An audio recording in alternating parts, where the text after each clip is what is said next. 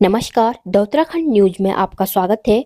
सीमांत जनपद सहित अन्य जनपदों की खास खबरों में मादक पदार्थों की तस्करी की रोकथाम को लेकर बागेश्वर पुलिस अधीक्षक अक्षय प्रहलाद कोंडे के आदेशानुसार पुलिस की कार्रवाई लगातार जारी है, जिसके तहत थाना कोतवाली बागेश्वर क्षेत्रांतर्गत आर्य बाईपास तिराहा में एसओजी प्रभारी के नेतृत्व में पुलिस टीम द्वारा आरोपी साहिल खेतवाल उम्र 24 वर्ष निवासी ग्राम आर्य को संदिग्ध प्रतीत होने पर चेक किया गया तो उसके कब्जे से 3.62 ग्राम अवैध स्मैक बरामद हुई एवं मौके पर आरोपी को गिरफ्तार कर आवश्यक वैधानिक कार्रवाई की गई।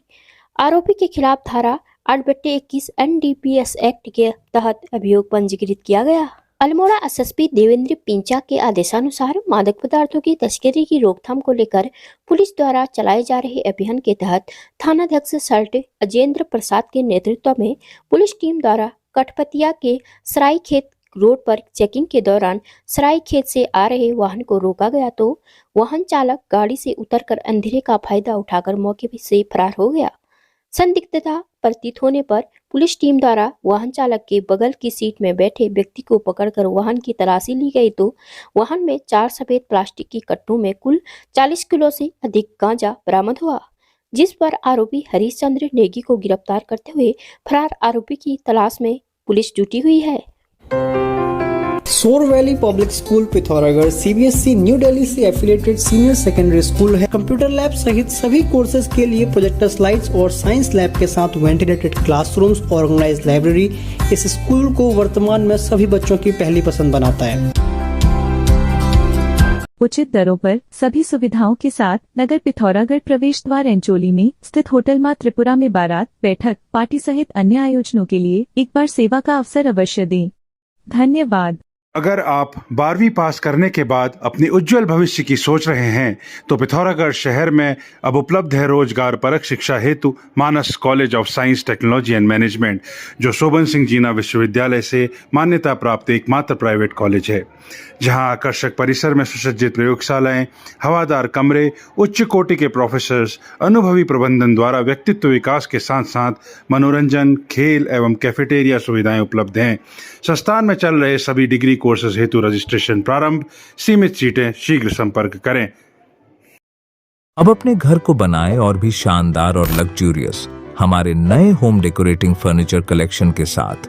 Sofa set, dining table, dressing table व बेड के साथ और भी बहुत कुछ यहाँ आपको मिलेगा। हर फर्नीचर को अपने घर के अनुसार डिजाइन करने की सुविधा, हाई क्वालिटी के फर्नीचर सबसे किफायती कीमतों पर।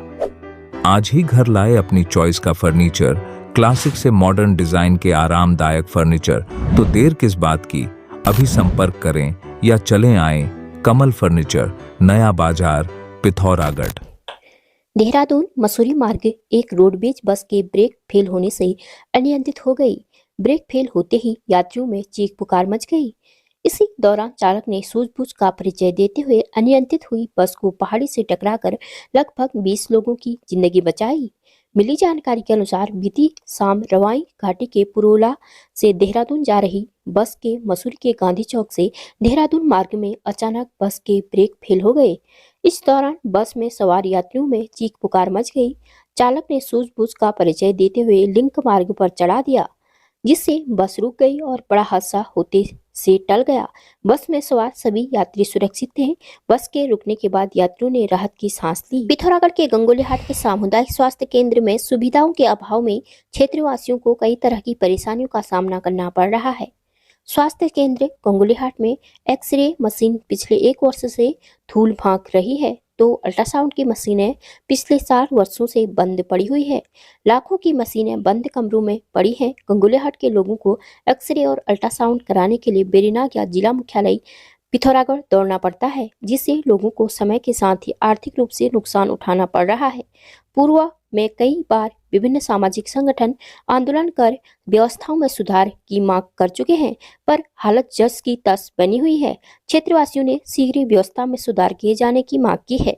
इस मामले में उपाध्यक्ष जिला व्यापार संघ अरगोविंद रावल, वरिष्ठ पत्रकार किशन पाठक और विधायक फकीर राम टमटा ने कहा कि गंगोलीहाट सामुदायिक स्वास्थ्य केंद्र पिथौरागढ़ जिले का भीड़ के मामले में दूसरे नंबर का अस्पताल है, लेकिन यहाँ पर विगत 3 वर्षों से अल्ट्रासाउंड नहीं हो पा रहे हैं। वहीं एक्सरे मशीन भी जंग खा रही है। गंगोलियाहाट में बड़ा बुरा हाल है, डॉक्टर बिल्कुल भी नहीं है, अल्ट्रासाउंड नहीं हो पा रहे हैं कई वर्षों से, और तमाम असुविधाएं स्वास्थ्य केंद्र में हैं। कई बार मांग कर दी गई है कि यहाँ पर चिकित्सकों की नियुक्ति की जाए। महिला चिकित्सक न होने से भी काफ़ी दिक्कतों का सामना महिलाओं को करना पड़ रहा है। इसलिए पुनः एक बार यहाँ की जनता को आंदोलन की राह लेनी पड़ेगी, तभी ये यहाँ पर डॉक्टरों की नियुक्ति पाएगी, अन्य व्यवस्थाएँ मिल पाएंगी। ये गंगोलियाहाट में एक्स्ट्रा मशीन भी लगी है और उसमें जो है अभी जो है 3 फेज की लाइन नहीं है। 3 फेज की लाइन इनका प्रपोजल बना हुआ है और उसमें धन स्वीकृति हो जाएगा शासन के द्वारा जल्दी ही, तो वो हमारे एक्स्ट्रा मशीनें चलना शुरू हो जाएंगी।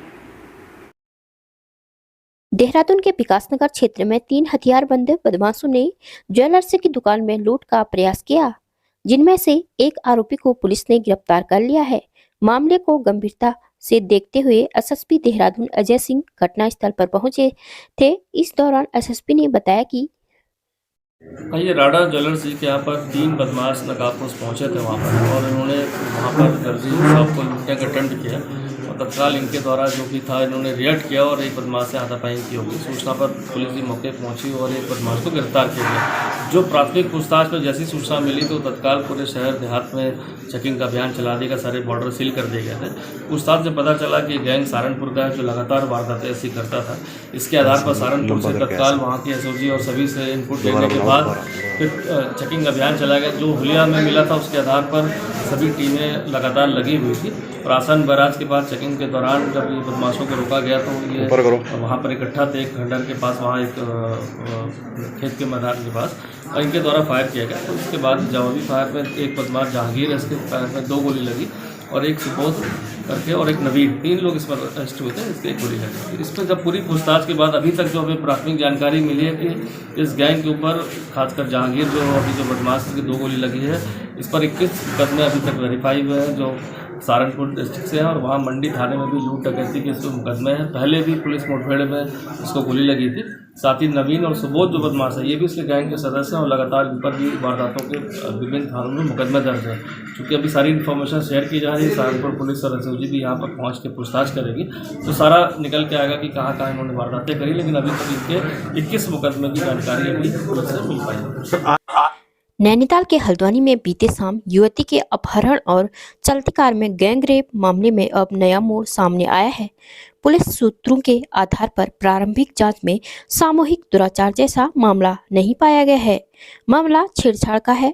मामले को लेकर एसएसपी प्रहलाद नारायण मीणा ने बताया कि रेप का मामला है, छेड़छाड़ का मामला है, क्या है पूरा मामला, किस तरह की कार्रवाई आपके द्वारा इसमें की गई है?